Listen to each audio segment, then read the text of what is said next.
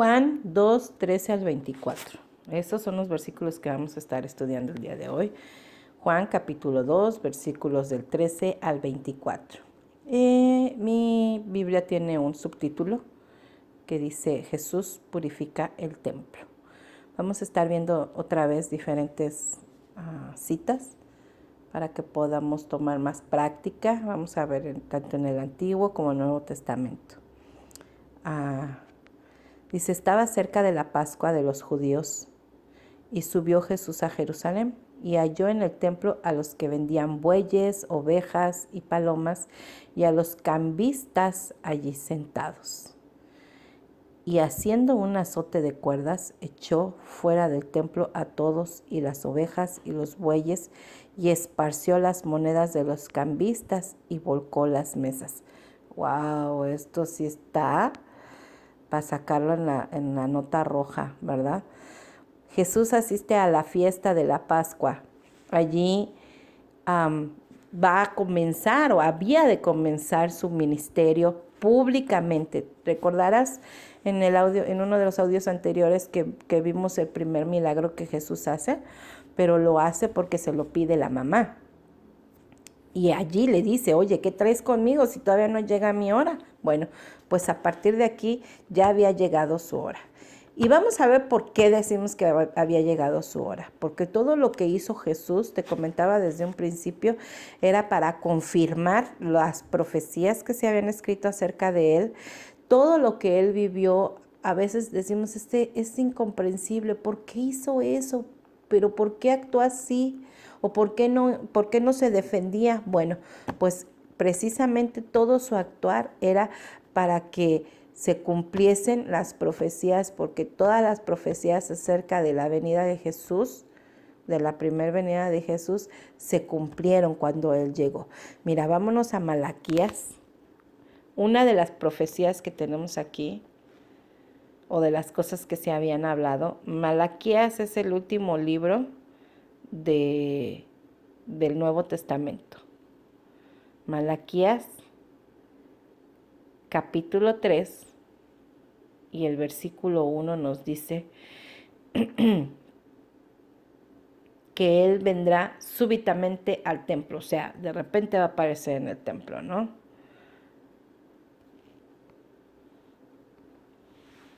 He aquí, yo envío mi mensajero, el cual preparará el camino delante de mí, y vendrá súbitamente a su templo el Señor a quien vosotros buscáis, y el ángel del pacto a quien deseáis vosotros. He aquí, viene, ha dicho Jehová de los ejércitos. Te voy a leer otra versión, que es la Nueva Versión Internacional. Malaquías, déjame llegar allí. Malaquías. Aquí nos está hablando primero de Juan el Bautista. Es una profecía acerca de Juan. Y en la siguiente parte del versículo nos está hablando ya de Jesús. Dice, el Señor Todopoderoso responde, yo estoy por enviar a mi mensajero para que prepare el camino delante de mí.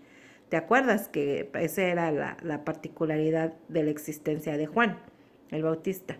De pronto vendrá a su templo el Señor a quien ustedes buscan.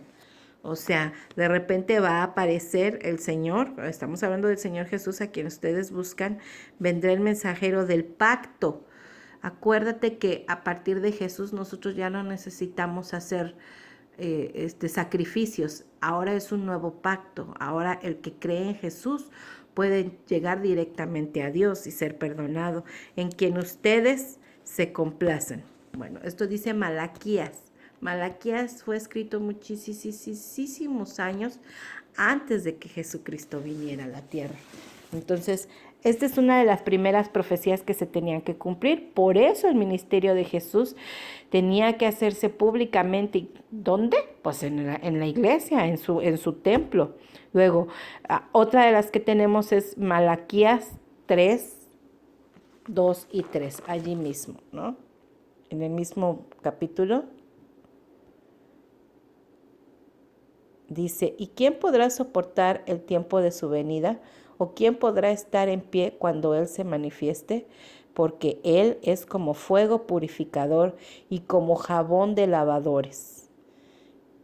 Y se sentará para afinar y limpiar la plata, porque limpiará a los hijos de Leví. Los afinará como a oro y como a plata, y traerán a Jehová ofrenda en justicia. Eso es lo que dice tu versión, la Reina Valera. La versión internacional, la nueva versión internacional dice, pero ¿quién podrá soportar el día de su venida? ¿Quién podrá mantenerse en pie cuando Él aparezca?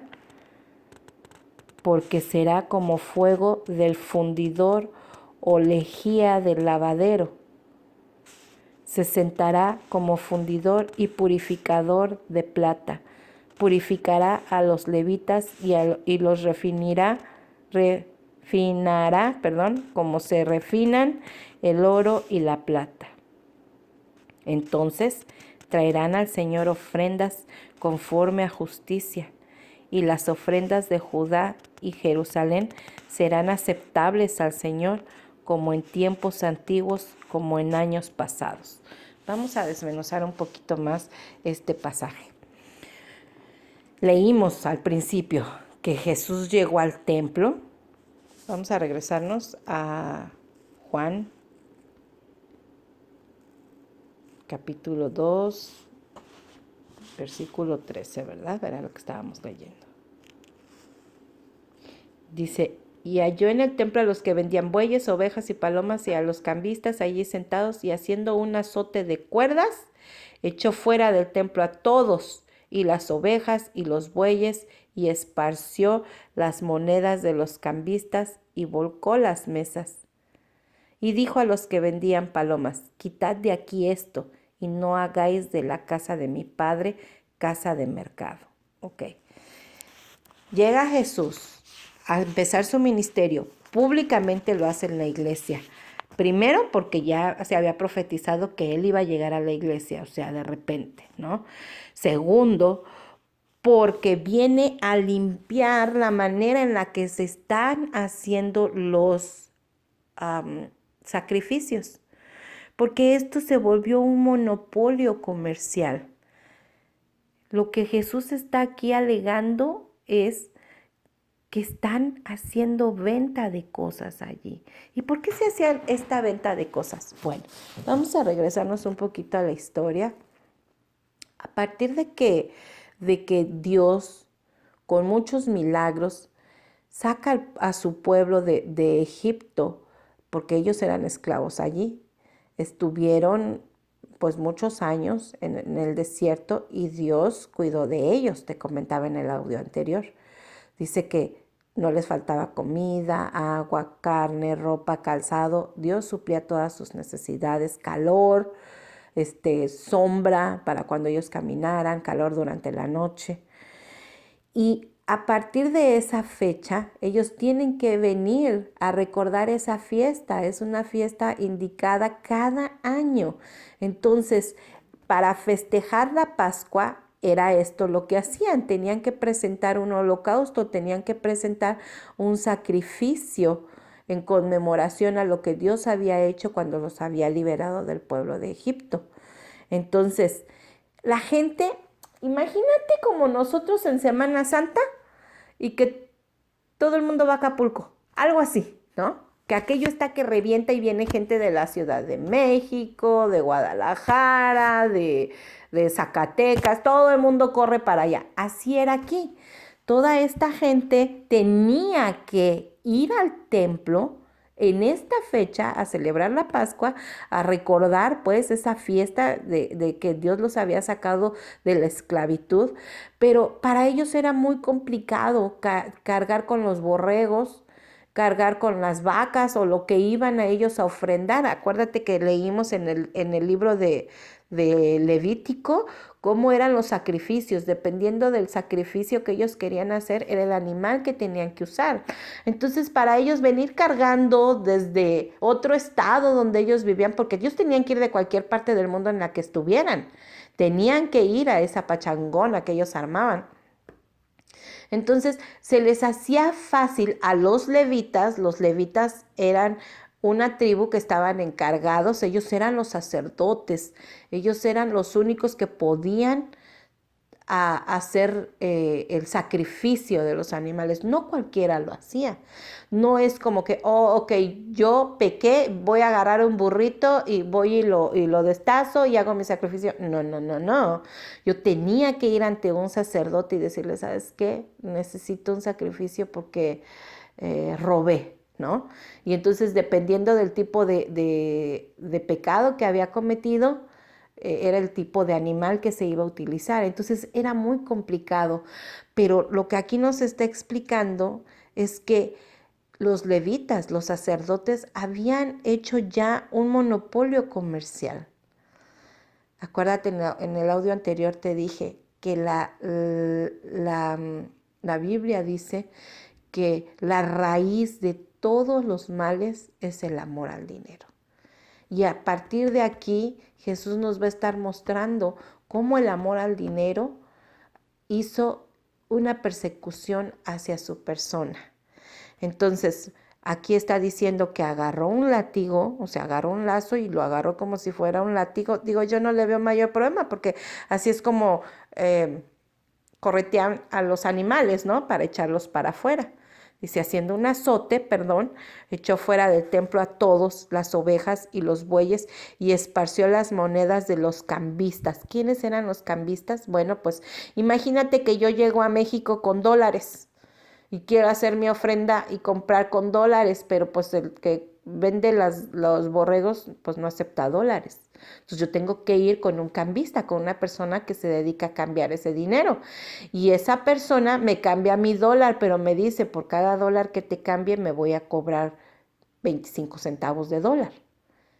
Los cambistas eran un negocio para ellos. Así como iba gente, yo te estoy diciendo ahorita aquí de Estados Unidos, podría haber gente de China, porque ellos venían de todo el mundo a hacer a este sacrificio. Y ellos, pues, les hacían el favor como para darles el cambio. Yo me acuerdo cuando vivía en México que habían unas personas que les cambiaban a los microbuseros, les daban monedas por billetes, pero ahí llevaban su tajada, eran los cambistas, ¿no? Entonces, si ellos querían cambiar 10 pesos, el cambista le daba 9 pesos nada más, ¿no? Aunque el billete era de a 10, ya tenía su ganancia. Entonces, había ganancia no solo por la vendimia de los borregos, sino ganancia por el cambio de la moneda. Y aparte, pues había que comprar todo, la leña, los fósforos, el aceite, todo lo que se usaba para el sacrificio. Se tenía que comprar porque la gente no podía venir acarreando desde sus países todo lo que necesitara para eso. Entonces era un negocio redondo. Imagínate como cuando vamos al Día de Muertos y que va la gente a ver a la tumba.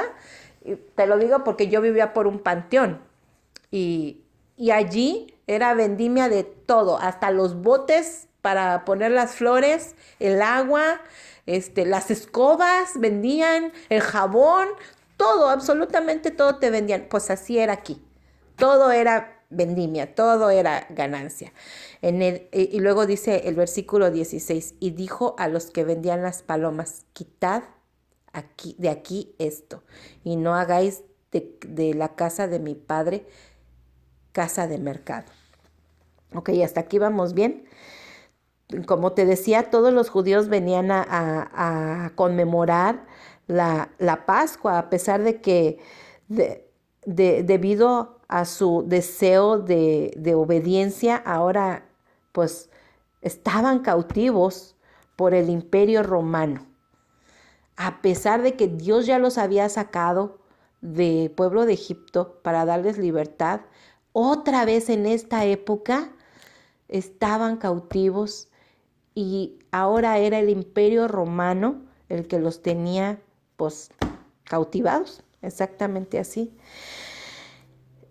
Durante muchas etapas el pueblo de Israel ha vivido esas consecuencias porque el pecado que ellos han cometido los ha llevado a la consecuencia de hacerse esclavos de otras naciones.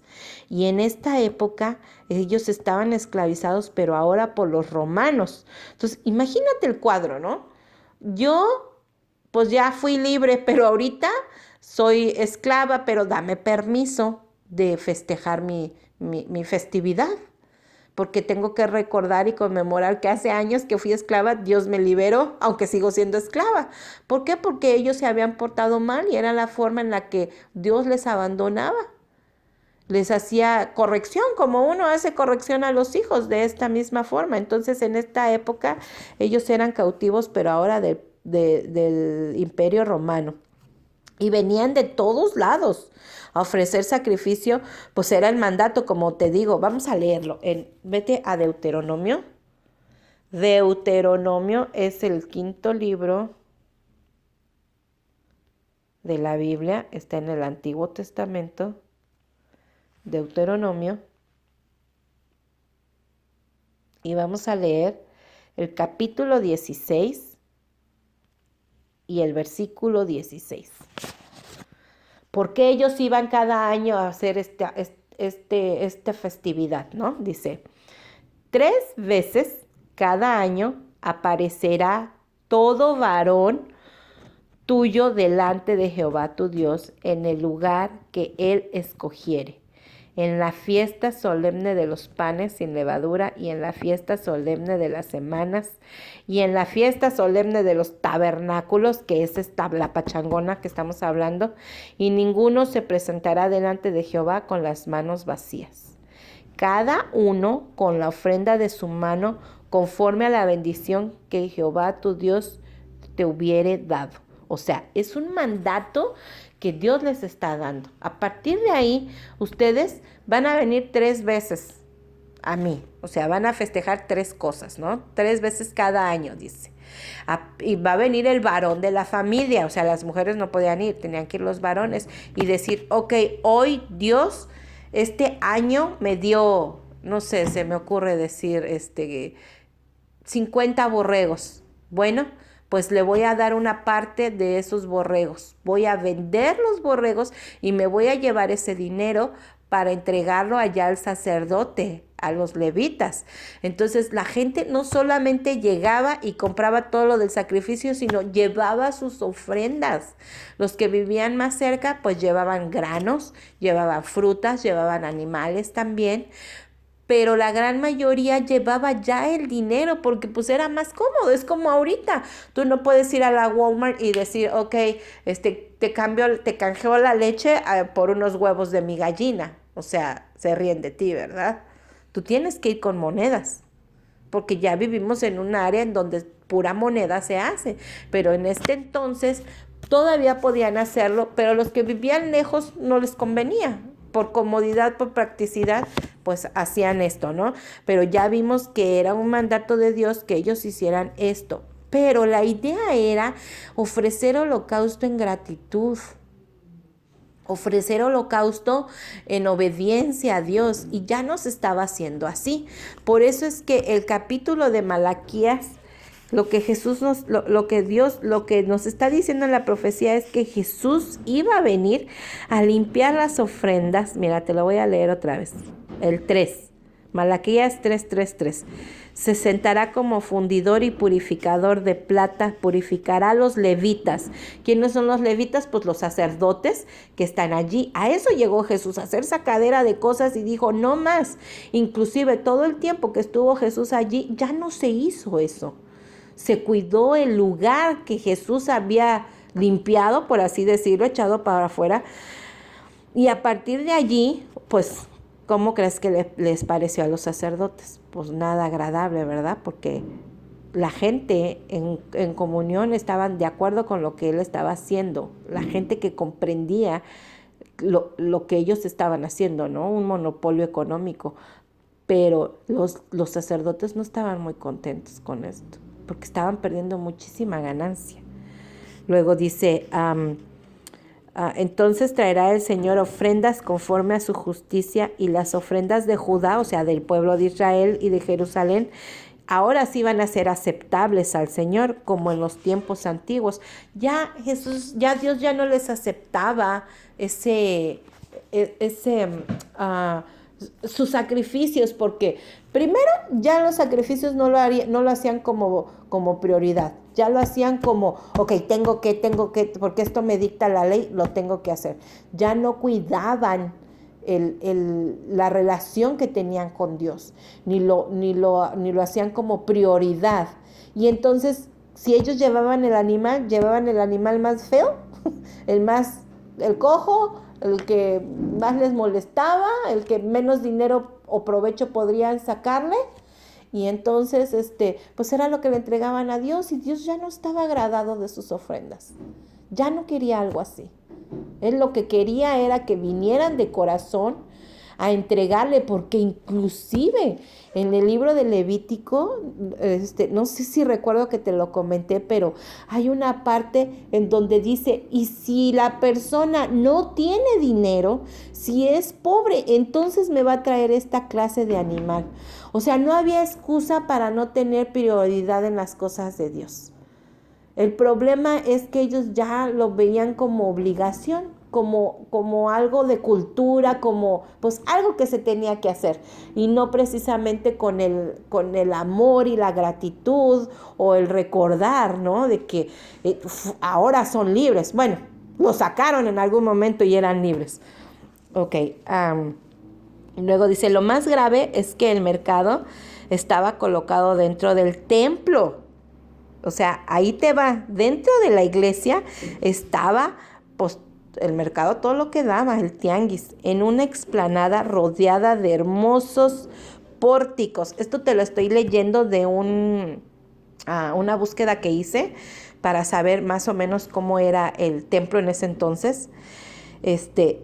Los pórticos son esos pasillos, bueno, los que vemos en fotografías en la época colonial, pues como es la época, están bien bonitos, ¿verdad? Pero inclusive en los ranchitos hay unos pasillos que tienen un techado y hay unas columnas de palo que las están sosteniendo. Bueno, eso también es un pórtico, pero en ese entonces pórtico era un pasillo largo que tenía unas columnas así todas grandotas. Acuérdate que los romanos eran buenísimos para la construcción, y tenían unas columnas grandotas así redondas y otras cuadradas, pilares con los que sostenían esos techos.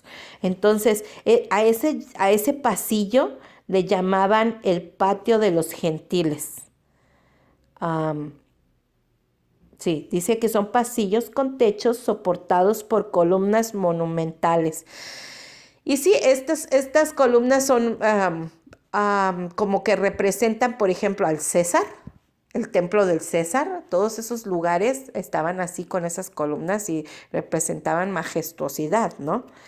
Y pues ahí en esa área que era parte del templo le llamaban el patio de los gentiles. Ahí estaba el tianguis a todo lo que daban y te vendían todo lo que quisieras. Era el único lugar al que podía acceder la gente, por eso se le llamaba el patio de los gentiles, porque adentro del templo nadie podía entrar a menos que no fuera un sacerdote, o sea, alguien de la tribu de Leví, que venía de la genealogía de Leví, de los levitas. Nadie más podía entrar. Entonces llegaba la gente allí y decía, ok, pues yo quiero agradecer a Dios porque este año me dio 5,000 pesos y le traigo esta parte y le quiero comprar un borrego por agradecimiento. Y hasta allí es donde entraba, pero tengo que cambiar mi moneda, entonces iba y cambiaba su monedita con el cambista, ¿no? Hasta allí era la parte a la que ellos podían entrar. Vamos a regresar a la lectura. Juan, capítulo 2. ¿En qué versículo me quedé? Como por el 14, ¿verdad? Algo así. Sí, no, me quedé más abajo.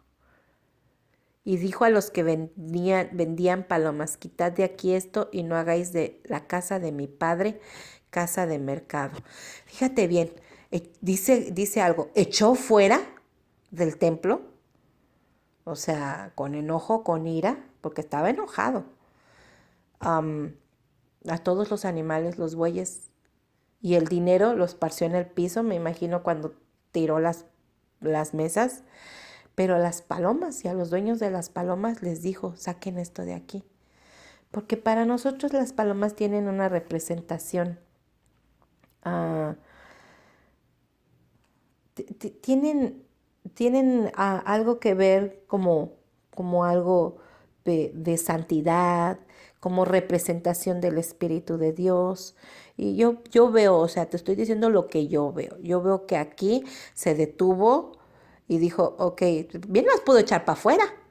Es más, yo me acuerdo de alguna película que vi precisamente de esta época, donde Jesús hace tiradero de jaulas y todas las palomas salen volando, pero esa parte no es verdad. Aquí lo que dice es, quitad de aquí esto. O sea, Él no lo hace, da la orden de que lo quiten. Mira, vamos a ver a Isaías 56:7. Isaías. Vámonos a Isaías. Isaías está en el Antiguo Testamento.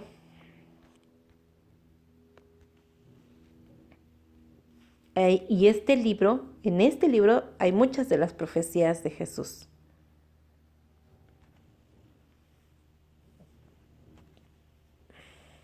Mira lo que dice Isaías 56:7. Yo los llevaré a mi santo monte y los recrearé en mi casa de oración.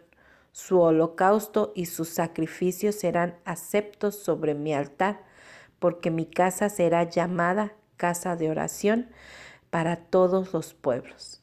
O sea, lo que Dios está diciendo aquí es que yo los voy a llevar a mi santo monte. En el santo monte es donde está construido el templo. El templo de Dios está en Israel, no está en cualquier lugar, es un monte que Dios designó y allí es donde estaba, porque ese templo ya no está, ya está destruido. También tiene su historia, pero allí Dios le estaba diciendo, yo les voy a llevar allí cada año para que ofrezcan su holocausto y su sacrificio y los voy a aceptar sobre el altar. Porque mi casa será llamada casa de oración. A comparación, si tú puedes observar, a comparación de lo que leímos con Juan, que es lo que menciona Jesús, que era lo que se iba a decir de la casa de Dios.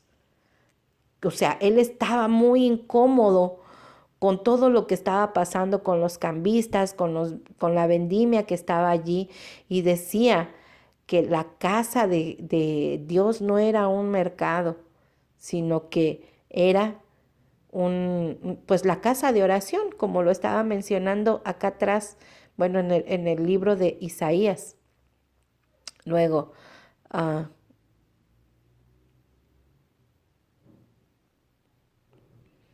no hagáis de la casa de mi padre casa de mercado. 17. Entonces se acordaron sus discípulos que está escrito, el celo de tu casa me consume. ¿Dónde está eso? Vamos a leerlo. Pero antes, ¿sabes qué? Déjame mostrarte lo que pasó aquí con Jesús en Lucas. Vámonos a Lucas 19:95. ¿Sabes qué? Hoy estoy usando mi teléfono para buscar las citas, para que fuera un poquito más fácil, pero creo que no soy tan cyber. Necesito mi Biblia en papel. Me cuesta más trabajo así es que tengo un poquito de paciencia. Lucas 19:45.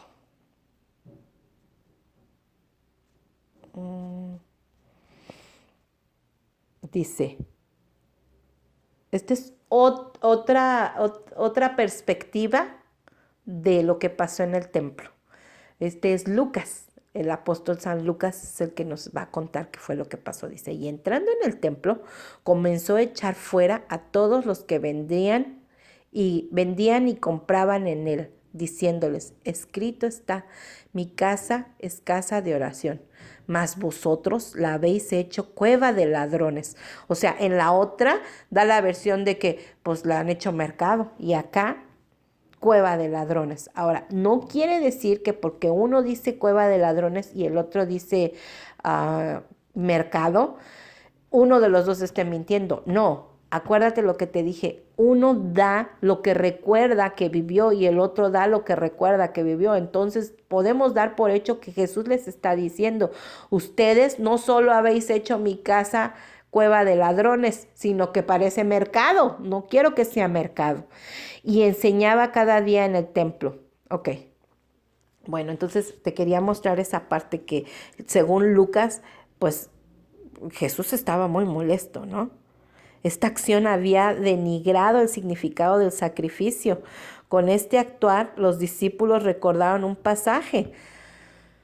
Ok, el problema no era que compraran el borrego allí, sino todo lo que había detrás de la compra y la vendimia.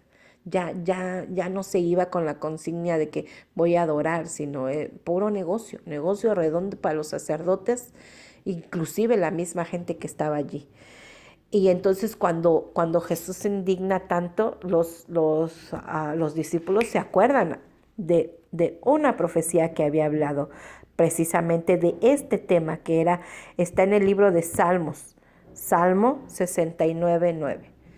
Salmos está como a la mitad de la Biblia, es parte del Antiguo Testamento. Salmos 69:9. Salmos tiene muchísimos libros. 69, versículo 9. Mira lo que dice aquí. Porque me consumió el celo de tu casa y los denuestos de los que te vituperan cayeron sobre mí. No entiendo la versión, así es que la voy a ir a buscar a la nueva versión internacional. Salmo 69:9. Fíjate que así soy más rápida, ya lo encontré, ya ves. Dice,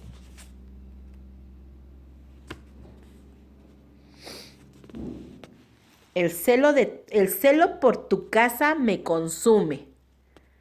Sobre mí han caído los insultos de tus detractores.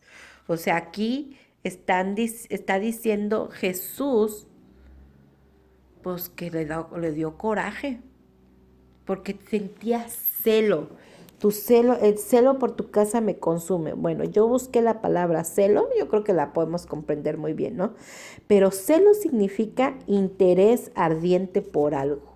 O sea, Jesús tenía el interés totalmente de que la casa de Dios fuera una casa de oración y no un mercado, que volviese a ser el lugar idóneo para que la gente pudiera ir a aprender de él. Como te leí en Isaías 56:7, vamos a ver, Isaías 56:7. Perdón. Isaías está en el Antiguo Testamento.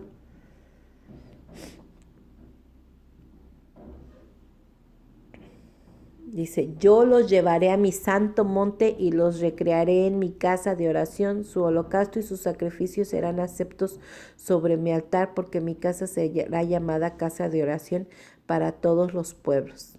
Ok.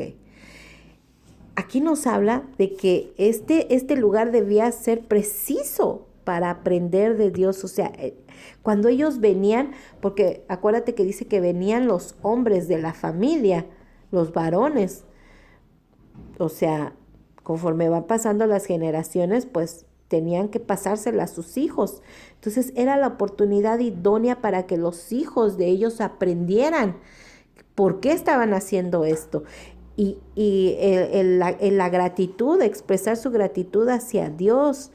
Y pues resulta que no, debido al interés monetario, se convirtió en todo lo contrario, como él dijo, en un mercado. Y pues él se indignó muchísimo, como te mencioné, y nos lo cuenta también Lucas. Así es que cuando él se molesta y se desagrada de todo esto que está pasando, los discípulos lo ven como que, ¿qué onda? ¿Ok? ¿Qué le pasa? O sea, la presencia y la el carácter de Jesús los sorprende. Y los sorprende porque ven cómo se están cumpliendo las profecías que ellos habían leído, porque ellos leían salmos. Ellos sabían, por eso dice aquí la Biblia que los apóstoles se acordaron de esta parte. Dice, entonces se acordaron sus discípulos que está escrito, el celo de tu casa me consume. Ya vimos que esto está escrito en Salmos. Ahora, el versículo 18 dice, y los judíos respondieron y le dijeron, ¿qué señal nos muestras, ya que haces esto? Respondió Jesús y les dijo, destruid este templo y en 3 días lo levantaré.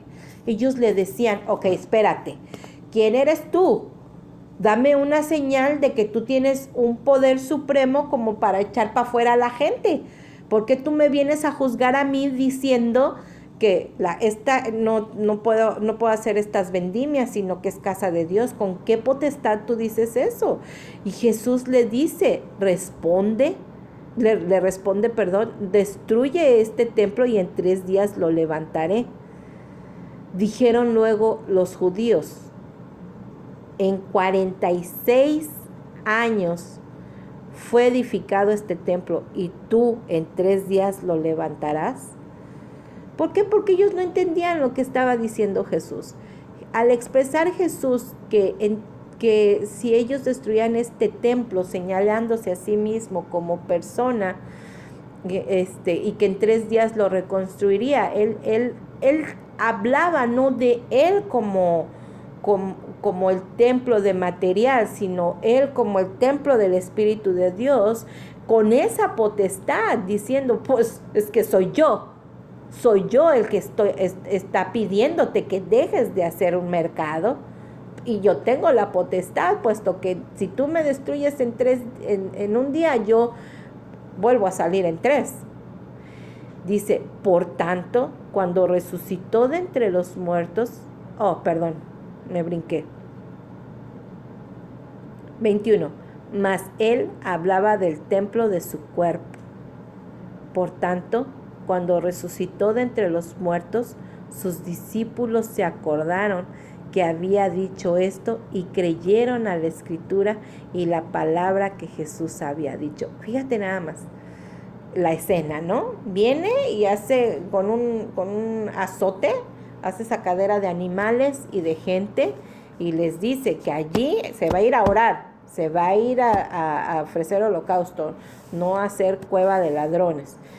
Luego, los judíos, que es obvio, son los levitas, los sacerdotes que están allí, le reclaman, ¿y tú quién te crees? Y él dice, pues yo me creo al que vas a destruir y que voy a resucitar en 3 días. Fíjate, nomás soy ese. Con esa potestad vengo y saco todo. Pero ellos no lo entendieron. Ni los sacerdotes lo entendieron, ni tampoco los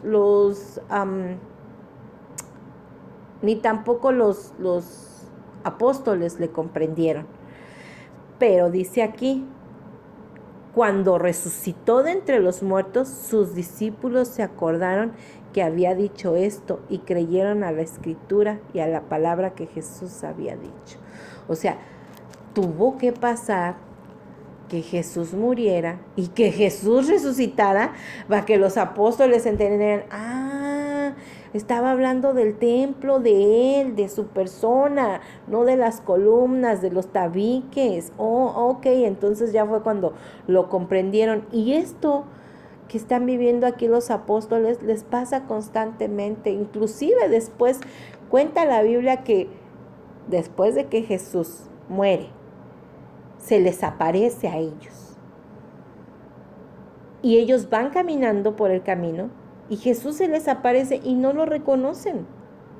Yo no sé si era de noche o qué era lo que pasaba, pero la Biblia dice que ellos no le reconocían y le iban contando a Jesús lo que había pasado y hasta le dicen, bueno, pues que tú eres foráneo, ¿no te has enterado que azotaron y que crucificaron a Jesús de Nazaret, siendo que hablaban con el mismo Jesús? Bueno, pues así muchas veces, muchas ocasiones les va a pasar que no lo van a comprender, sino hasta que ya lo vivieron y dicen, es que por esto nos decía eso. Bueno, pues así nosotros somos, ¿verdad? vivimos las cosas y después de un tiempo, cosas que no comprendemos, y después de un tiempo vemos el por qué Dios lo permitió y decimos, oh, es que Dios tenía algo mejor para mí. O ahora comprendo por qué Dios hizo eso. Y bueno, hasta aquí vamos a tener nuestro estudio el día de hoy. Espero que te sea de utilidad. Es un poco de historia, un poco de cultura y pues sobre todo palabra de Dios, palabra pura, porque todo lo que te estoy diciendo lo saco de aquí, de las citas bíblicas, y lo que no entiendo, pues sí hago búsquedas en Google para que tengamos un poquito más de comprensión, pero la idea principal viene de aquí, de Juan 2:13 al 24. ¿Ok? Espero que te sea de utilidad. Si tienes alguna pregunta, pues ya sabes, estoy para servirte. Cuídate mucho, te mando un abrazo muy fuerte y que tengas un excelente día. ¿Ok? Bye bye.